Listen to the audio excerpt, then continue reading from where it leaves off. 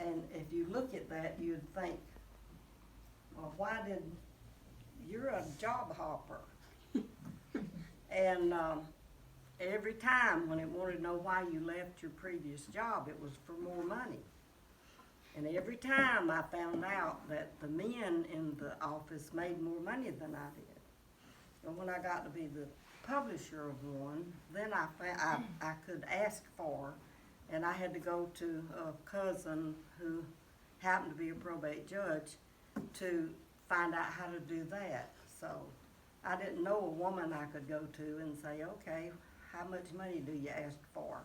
Because you took what they offered you or you didn't get the job. But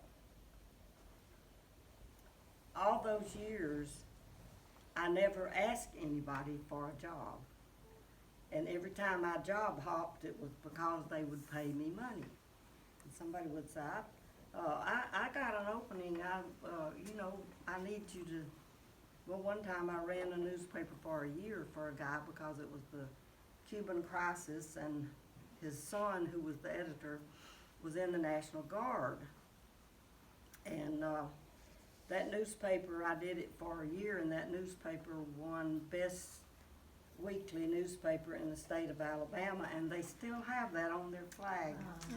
They didn't win that. I worked myself very hard to win that. And another thing, when I was 26 years old, I was one of 2 female newspaper publishers in the state of Alabama, and the other one was an elderly lady, and we need a new word for the elderly and the senior and all that stuff. But anyway, her husband had died the week before, or I would have been the only female newspaper publisher in the state of Alabama at 26 years old. And when I went to work for the Birmingham News, they made a big deal about how I was the first female copy editor in that place. Man, they ran my picture on the front page and all that stuff.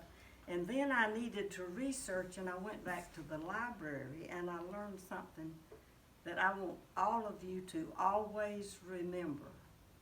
When World War II happened, all the men in this damn country went to fight.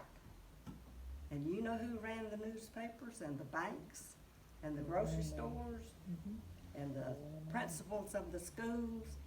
Women. And I can't